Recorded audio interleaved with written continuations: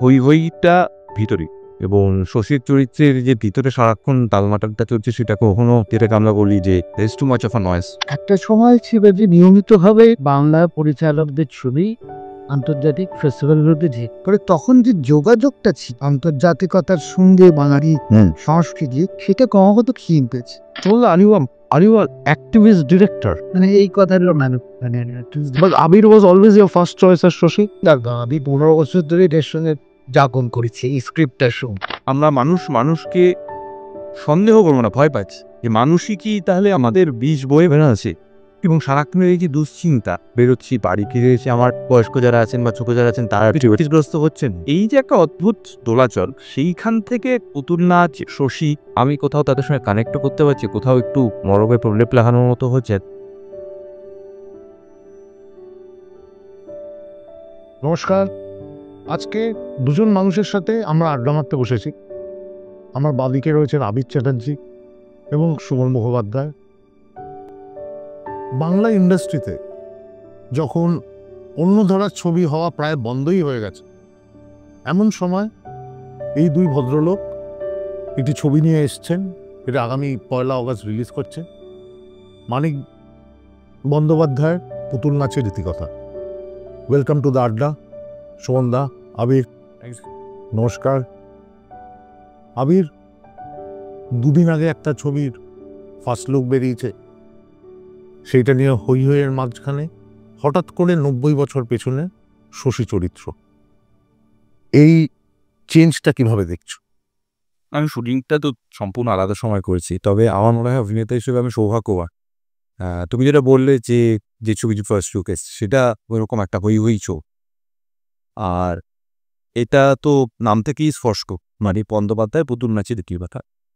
এখানে হই হইটা ভিতরে এবং শশীর চরিত্রের যে ভিতরে সারাক্ষণ তালমাটালটা চলছে সেটা কখনো ওর একটু, যেটাকে আমরা বলি যে there's too much of a noise, হইচই মনে হচ্ছে, কখনো হই হই মনে হচ্ছে, কখনো মনে হচ্ছে বড্ড যেন এই হইচইটা ইন্টারনাল, শশীর জীবনে তো বটে, এবং কখনো মনে হচ্ছে যে এইটা তো বড্ড সাদামাটা একটা জীবন। আমি কলকাতায় পড়াশোনা করেছি, বিজ্ঞান নিয়ে এত পড়াশোনা করেছি, আমার বাইরে যাওয়ার ইচ্ছে, সেখানে কত বড় একটা পৃথিবী, সেখানে যেন একটা পৃথিবীটা যেন এখানে ছোট হয়ে শশী তো যেতে পারেনি, শশী তো থেকে সে বেরোতে পারছে। তো কাজে আমিও ওইভাবেই দেখছি। তবে পুতুল নাচের রীতিকথা আমি বলবো যে আমাদেরও একটা অপেক্ষা ছিল যে কবে এই ছবিটা আমাদের যারা দর্শক, যারা আমাদের একান্ত নিজের মানে বাংলা ছবির দর্শক, তারা কম ছবিটা দেখবে। ছবিটা এর আগে আন্তর্জাতিক বিভিন্ন যে জায়গায় যেখানে গেছে ফেস্টিভ্যালসে খুবই প্রশংসিত হয়েছে। আমার সেটা অবশ্যই গর্বে। রতরগান বলো, আমনে কাজানে যাচ্ছে, এই কারেক্টরিটা বলো, সেখানকার মানুষজন যারা ছবিটি দেখেছেন তারা আমাদের ভাষা বা আমাদের যে জীবনযাপন বা এই সময়টা যখন লেখা হয়েছিল মানিক বন্দ্যোপাধ্যায় আমি লিখেছিলেন, সেটা সম্পর্কে তাদের যে খুব ইনডেপথ একটা ধারণা আছে তা নয়, তাও তাদের ভালো লেগেছে। এখানে বাঙালি দর্শক যারা, বাংলা ছবির দর্শক যারা হয়তো এই বইটা পড়েছেন, ভীষণ পছন্দ করেছেন, তারা যখন দেখবেন তারা আরও বেশি কানেক্ট করে। নদীর মতো নিজের খুশিতে গড়া পথে কি মানুষের জীবনের স্রোত বইতে পারে? মানুষের হাতে কাটা খালে তার গতি, এক অজানা শক্তির অনিবার্য ইঙ্গিতে। আমি একটা কথা সুমনদাকে এখানে জিজ্ঞেস করতে চাই। সুমনদা, আজ থেকে 20 বছর আগে রটারডাম ফিল্ম ফেস্টিভ্যালের কম্পিটিটিভ সেকশনে একটা বাংলা ছবি যাওয়া, সেইটা যতটা আলোড়িত করত, আজকের বাঙালি সমাজে কি সেইটা অতটা আলোড়িত হচ্ছে? এই চেঞ্জটা তুমি কিভাবে দেখো? আসলে যেটা হয়েছে মনে হয় ইন্দ্রনীল, যে একটা সময় ছিল যে নিয়মিতভাবে বাংলা পরিচালকদের ছবি আন্তর্জাতিক ফেস্টিভ্যালগুলোতে যে বার্লিন কার আরো সালে তারা করে তখন যে যোগাযোগটা ছিল আন্তর্জাতিকতার সঙ্গে বাঙালি সংস্কৃতি সেটা ক্রমাগত ক্ষীণ পেয়েছে। সেইটার জন্য হয়তো এই যে একটা মানে মানুষের সবই যে সামাজিক উৎকৃষ্ট ব্যাপার, মানুষ জানতো যে সত্যজিৎ রায়ের ছবি যাচ্ছে, অভিনয় ছবি যাচ্ছে, গৌতম ঘোষ, বুদ্ধদেব দাশগুপ্ত, এদের ছবিগুলো নিয়মিত যেত প্রতি বছরই, ফলে এই খবরটাও এই যে একটা যোগাযোগ ছিন্ন হয়ে গেছে, সেটার জন্য হয়তো এখন আমরা একটু অভ্যেস থেকে সরে গেছি, অভ্যেস থেকে সরে গেছি বলে। সুমনদা, সেটা মেফিস্টো হোক, সেটা তিস্তাবাড়ের বৃত্তান্ত হোক, তোমার নাটক দেখতে লোকে উপচে ভিড় করে। তুমি তাই যদি হয়, তুমি যদি গল্প বলাতে অতটাই সক্ষম হও, তুমি এত কম সিনেমা বানাও কেন? না, সেটা একটা কারণ। একটা হচ্ছে যে আমি কারণ তাড়াতাড়ি সিনেমা বানাতে পারি না, মানে সময় লাগে। প্লাস দুটো মাধ্যমে কাজ করতে গেলে যে মাধ্যমে কাজ করে রাখবে সেটা কি সামগ্রিকভাবে দায়বদ্ধতা আমার কাজ কর। যেমন থিয়েটার কোথাও থিয়েটারটাই করছো, যেমন চলচ্চিত্র বা যেমন থিয়েটার বন্ধ, এগুলো ঘটেছে। তাছাড়া অনেকগুলো জিনিস যেমন ঘটেছে, যে ছড়িগুলো অন্তত বানিয়েছে, আমি 9টা ছড়ি বানিয়েছি। কোন বললো মাদেরকে অনেক করে ছবি আবার নানা কারণে, যেমন আরে একটা উদাহরণস্বরূপ বলি, কান মার্শাক, সেটা প্রায় পাওয়াই যায় না। তার অসুবিধে। তারপর তাজারফান রিলিজ করলো না, চতুরঙ্গ কোথাও পাওয়া যায় না।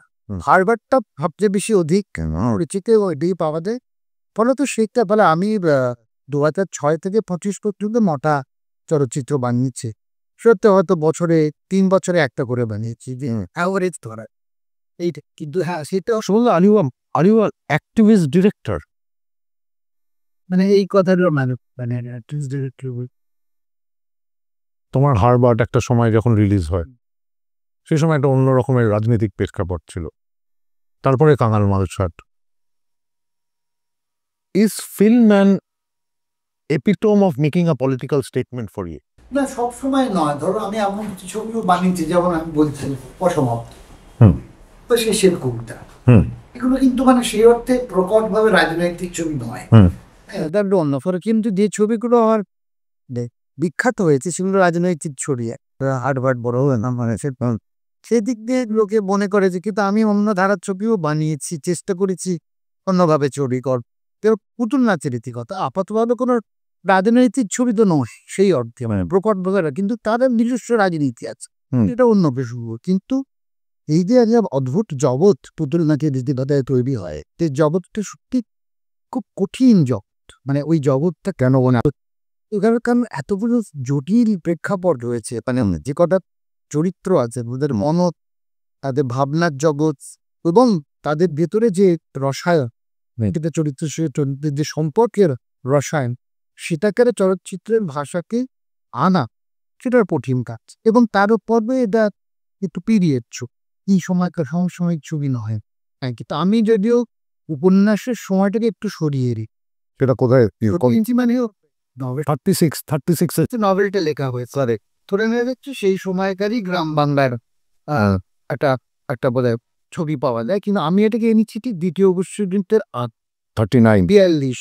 আচ্ছা, 42-এর মতো, যেখানে মন্বন্তর শুরু হবে। ধরো ওকে, বিভূতিভূষণের বা সত্যিবাবু রসনী সংকেত যেখান থেকে শুরু হচ্ছে, তার থেকে আগে পুতুল নাচের নীতিকথা শেষ হচ্ছে। কারণ তা টাইম রেফারেন্স কিন্তু শশীর কথাতেও আছে এবং এতেও আছে, মানে সংলাপেও আছে, দৃশ্যেও আছে। তাহলে এই শহরে সরিয়েছিলাম, যে জিজ্ঞেস করলো কেন?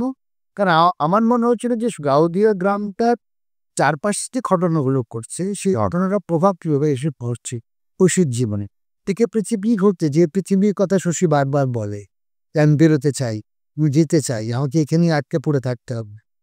এইটার সঙ্গে বাইরের জগতের যেন ঘটনাবহুল জগৎ, এই জগৎটার সঙ্গে কন্ট্রাস্ট বানাতে আমি এই প্রেক্ষাপটকে তুলে ধরেছি। সুলোচনা, হয়ো না কঠিনা, দিও না বেদনা, সহে না, বলো না কত সয়। বাংলা ইন্ডাস্ট্রিতে বাজেট কনস্ট্রেন্ট নিয়ে অনেকেই কথা বলে, এবং were you as a director tempted to adapt it to modern times? পুতুল নাচের ইতিকথা মনে হয়নি, মানে 2023-এর পৃথিবীতে পুতুল নাচের ইতিকথা। যেমন একটা সুন্দর কথা বলছি যে শান্তিলাল, যে পোশাক বদলে, প্রেক্ষিতটা বদলে, যে আজকের সময় এনে খেলা যায়, মনে হবে না যে চরিত্রগুলো অন্য কোনো সময়। কিন্তু আমার কোন অ্যাডাপ্টেশন, মানে মডার্ন কন্টেম্পোরারি অ্যাডাপশন করতে মনে হয়নি। এটা যে করা যায় না তা করা যায় না, কিন্তু পিরিয়ড বড়টা তো মানে খরচা সাপেক্ষেও, মানে আজকে সব জায়গাতে টাওয়ার এসে গেছে, সব জায়গাতে, মানে একটা 1936 ধরা, সেই জায়গায় পৌঁছানো, it is a difficult task as a director. না। যেহেতু গ্রাম বাংলাই মূলত একটা আমাদের বেগফিট ছিল, আমরা সত্যি এখন এমন জায়গায় শুট করতে পেরেছি যেখানে কিচ্ছু পৌঁছেই সেটা ভালো না খারাপ আমি জানি না। টাওয়ার দেখা যায় না, এখন আর যাকে বলে ল্যান্ডস্কেপ রয়েছে যেটা একদম খালি খোলা। যত দূরে দেখা যাচ্ছে না, এখন টেকনোলজি দিয়ে ওটাকে ইরেজ করা যায়। কোনো আর অসুবিধার কাজ ওটা তো গ্রাম বাংলা, কিন্তু পিরিয়ড ছবিটা করতে আমাকে একটু সাহায্য পেয়েছে। এটা কিন্তু গ্রামেরই ছবি, শহর কেন্দ্রিক ছবি, তাহলে ডিফিকাল্ট হতো। আমি গতকাল তুমি বলছিলে যে এটা লকডাউনের পরে তোমার প্রথম শুটিং, প্রথম বাংলা ছবি। How nervous were you? Because লকডাউনে সেই নার্ভাসনেসের সময় আমরা ফোনে কথা বলেছি। প্রথম যেদিন সেটে যাওয়া, হাউ নার্ভাস ওয়ার ইউ? না মানে সেই অতিমারির যে নার্ভাসনেসটা সেইটা তখন একটু কমেছে, কারণ আমি তখন একটি অন্য ভাষা মানে হিন্দিতে একটি সিরিজ আমি প্রায় 4 মাস ধরে শুটিং করছিলাম, এবং তার জন্য যে প্রচুর ট্রাভেল হয়েছে, মানে আমার এখন ভাবলে আমি এবং আমার সঙ্গে শাশ্বত মেটাপের যে ছিলেন, আমরা ট্রাভেল করতাম, প্রচুর ফ্লাইট নিয়েছি। মানে এখন ভাবে একটু অবিশ্বাস্য লাগে যে সেই সময় ইভেন মুম্বাই এয়ারপোর্টের মতো ব্যাচকর্তে এয়ারপোর্ট খাঁ করছে, সেখানে আমরা আসছি এবং প্রচুর প্রোটোকলস, মাস্ক সেখানের মতো। সেই ভয়টা তখন ছিল না, মানে যখন আমি নাচ শুরু করি ওই ভয়টা চলে গেছে, কিন্তু আশঙ্কাটা আছে। আমার যেটা আমি কেন কালকে এটা বলছিলাম যে ওই সময়টা তো একটা অদ্ভুত সময়, এবং আমার মনে হয় আমরা এখনো আস্তে আস্তে যদি আত্মসমীক্ষা করে আমরা বুঝতে পারি আমাদের মানসিকতার অনেক কিন্তু পরিবর্তন ঘটেছে। সেটা ইতিবাচক না নেতিবাচক সেটা আলোচনা সব, কিন্তু ওই যে একটা অদ্ভুত সময় যেখানে আমরা মানুষকে সন্দেহ করবো না, ভয় পাচ্ছি যে মানুষই কি তাহলে আমাদের বিষ বয়ে বেড়াচ্ছে, এবং সারাক্ষণের এই যে দুশ্চিন্তা, সেটা শুধু অর্থনৈতিক দুশ্চিন্তা নয়, ওটা কোথাও গিয়ে মনে হচ্ছে যে আমি কাজ করতে বেরোচ্ছি, বাড়ি ফিরে এসে আমার বয়স্ক যারা আছেন বা ছোট যারা আছেন তারা ক্ষতিগ্রস্ত হচ্ছেন। এই যে একটা অদ্ভুত দোলাচল, সেইখান থেকে আমার মনে হয় পুতুল নাচ, শশী এরা আমাকে কোথাও একটু মানে আমি কোথাও তাদের সঙ্গে কানেক্ট করতে পারছি, কোথাও একটু মরবে প্রলেপ লাগানোর মতো হচ্ছে। যেটা সুমনদা বললে যে আমরা যেহেতু দীর্ঘ সময় গ্রাম বাংলায় শুটিং করেছি, এবং বর্তমানে আবার এই আলোচনাটাও শোনা যায় যে খুব কম দিনে শুটিং হচ্ছে, সৌভাগ্যবশত আমরা অতটা কম দিন। কতদিনের শুটিং হয়েছিল পুতুল নাচ? আজকের দিনে দাঁড়িয়ে, এবং সেটির জন্য আমি আমার প্রযোজক সমীরণ এবং ক্যালাইডোস্কোপ ধন্যবাদ দেবো, কারণ এই সময়টা দরকার ছিল। কারণ আমরা কিন্তু ছবিটা দেখলেও বুঝতে পারবো যে ওই যে ল্যান্ডস্কেপকে ধরা, ওই যে কিছু নিঃশব্দ মুহূর্তকে ধরা, বা সময়টা যেন বয়ে যাচ্ছে, কখনো মনে হচ্ছে যেন থমকে আছে, এই যে থমকানো সময়টাকে ধরার জন্য একটু সময় দরকার ছিল। কাজেই আমার সেই কারণে যেহেতু এটা প্রথম বাংলা ছবির কাজ হবে, সেই জন্য আমার মনে হয় যে but Abir was always your first choice আর শশী? আমি তো যখন আমি 15 বছর ধরে এটার সঙ্গে জাগরণ করেছি এই স্ক্রিপ্টটার সঙ্গে, যে যখন আমার শেষ পর্যন্ত ছবিটা হবে বলে স্থির হোক, তার মাঝখানে যে অন্য কাউকে ভাবিনি তা নয়। 15 বছর তখন কিন্তু প্রথমেই আবিরের কথা মনে। 15 বছর মানে তুমি 2007-08 এটাকে 2007-08 হারবার্টের পর দ্বিতীয় ছবি হওয়ার কথা ছিল এটা। ও হ্যাঁ, এবং অদ্ভুত যে প্রযোজক আমাকে বলেছিলেন পুতুল নাচ করবেন বলে, তিনি পুতুল নাচ যখন আমি পেলাম না, অনুমতি পেলাম না, তা তখন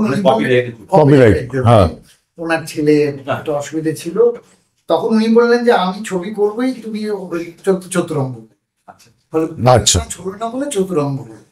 সেটা হয়তো একভাবে মানে সত্যি বলছি যে মানে আমরা তো ধরি যে আমি 15 বছর ধরে ছবিটার সঙ্গে কাজ করতে পেরেছি, সত্যি তাই যে। এবং তারপরে তখন আমি ভাবলাম কাস্টিংয়ের ব্যাপারে, তখন যদি যারা এখন করেছে ছবিতে তাহলে সবাই প্রথম চয়েসে ছিল। সেটা আবির হোক, বড়ম হোক, জয়া হোক। এবার এরা বলতে পারে যে একজন করতে চাইলো না, সেটা অন্য কথা, কিন্তু মোটামুটি এরা সবাই এক কথাতেই করতে আগ্রহী।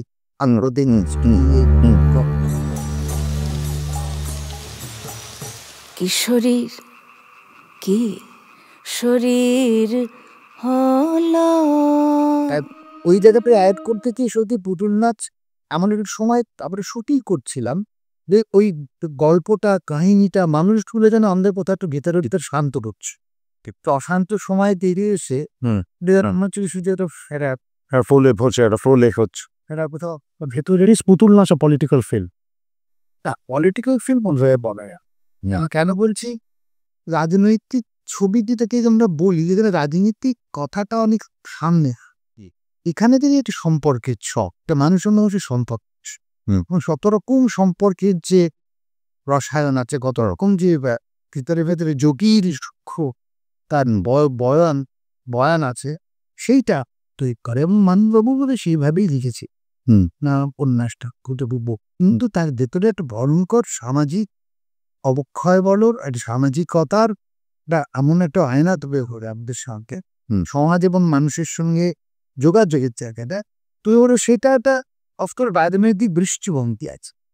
মানিকবাবুটা একটা অদ্ভুত দৃষ্টিভঙ্গি থেকে এক সমাজকে দেখতে। হ্যাঁ, তার তার তার তার ব্যাকগ্রাউন্ডে মাছবাদ যেমন রয়েছে, তার শেষ জীবনে যদিও এটা একদম 30 বছর বয়সে লেখা উপন্যাস, অগল্প উপন্যাস বয়সে লেখা। হ্যাঁ, তখন আর তুমি মাছবাদে দীক্ষিত, কিন্তু লোকে আবার কুইটে বলে এটা ফ্রয়েডে বন, অদ্ভুত বাতার ফ্রয়েডের পাতা। কিন্তু আমি এসব ফ্রয়েড মার্কস নিয়ে ভাবিনি। আমার কাছে একটা মানুষের অনেকগুলো মানুষের একটা সময়ের গল্প, সামাজিকতার গল্প, এবং সেই সময়টার সঙ্গে আর্ধেক সময়ের একটা অন্যরকম আছে, একটা সেতু আছে জোড়া দিয়ে।